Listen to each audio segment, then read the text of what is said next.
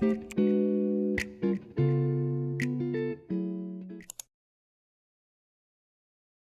ず朝ごはん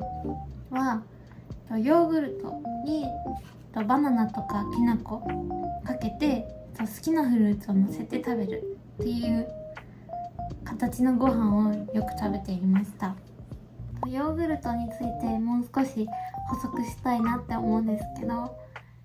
甘い砂糖が入ってるヨーグルトじゃなくて、私が食べていたのは脂肪ゼロって書いてあるヨーグルトを選ぶようにしていました。これは全然甘くないんですけど、脂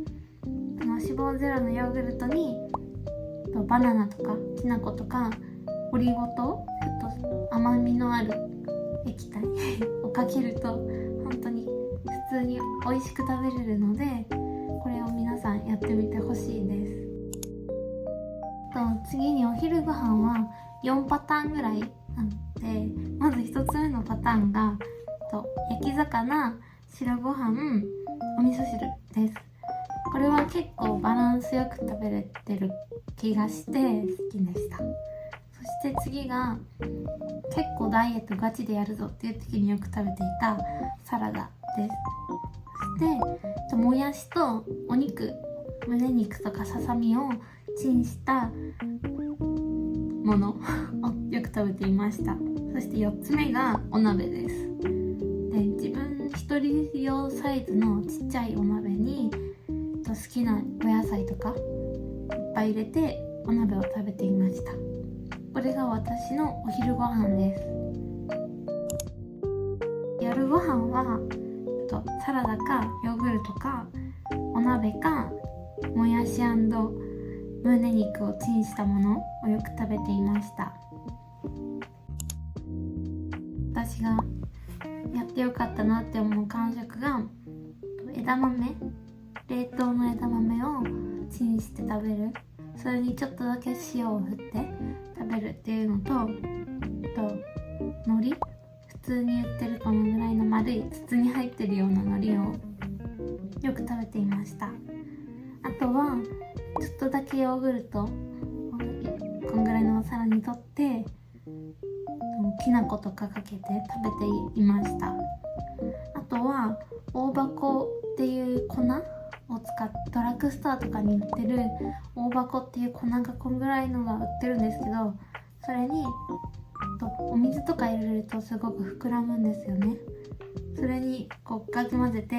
大箱わらび餅っていうのを作ってよく食べていました。あとは私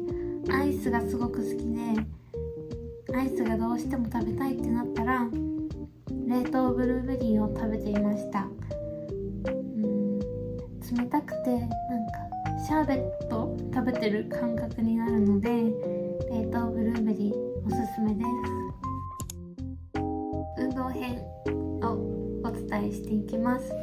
15キロ太っていた時は運動はほぼゼロで、お家にいたらずっと寝てたり何か食べてるか座ってるかみたいな感じで全然運動はしてない、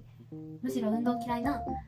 部類の人だったんですけど、どうやってそんな人が運動できるようになったか、運動を習慣づけることができるようになったかをお伝えします。まず私が一番初めに取り入れたのは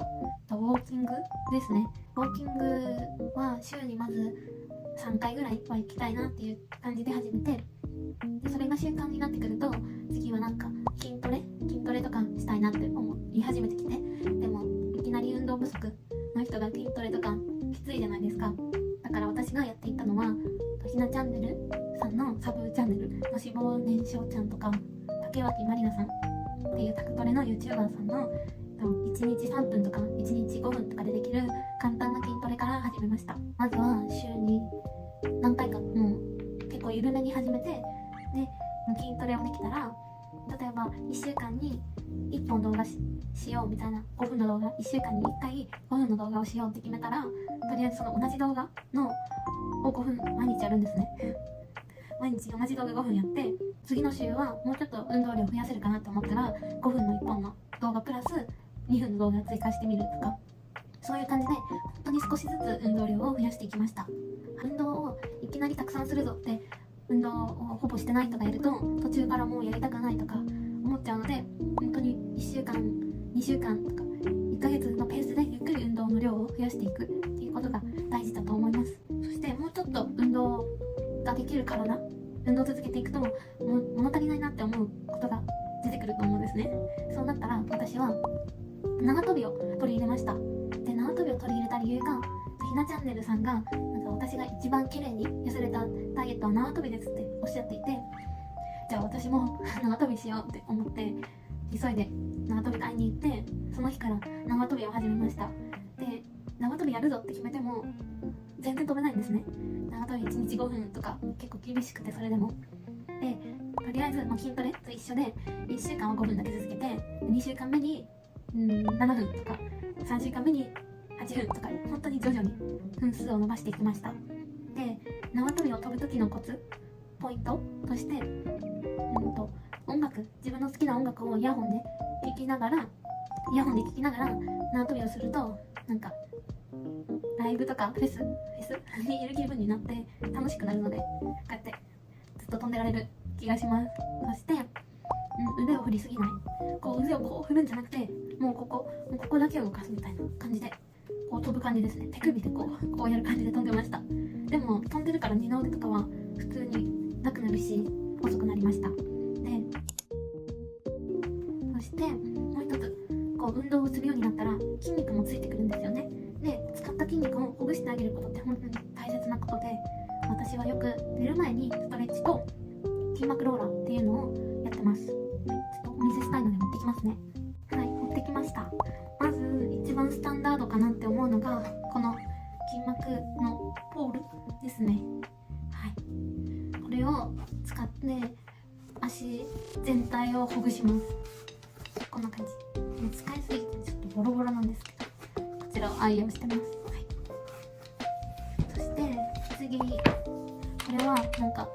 細い子が使ってるのを見て私も買ってみました。ここに足を入れて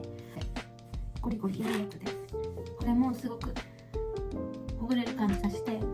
足歩きすぎた時とかにも使えるので本当に便利なのでおすすめです。で、もう一つこちらです。長いポールみたいな感じ。これは直接これは足だとしたらこういう風に使います。これ本当に痛いんですけど、ゴリゴリすると気持ちいいんで本当におすすめです。で、私は、ダイエット始めたての時はストレッチとか筋膜ローラーとかいらないでしょって思ってたんですけど、運動を始めてくるにつれてもうなんか筋肉でパンパンになるのが嫌で、始めました。本当に痛気持ちいいし、慣れると本当になんかスマホ触りながらとかながらでできるようになるので本当におすすめです。やってほしいです。で、初心者の方がいきなりこういうもの買って、ストレッチの習慣をつけてからこういうものを買うといいと思います。ストレッチも簡単なもの、1日3分とか1日5分でできるような軽いものから本当に始めていくことが大事です。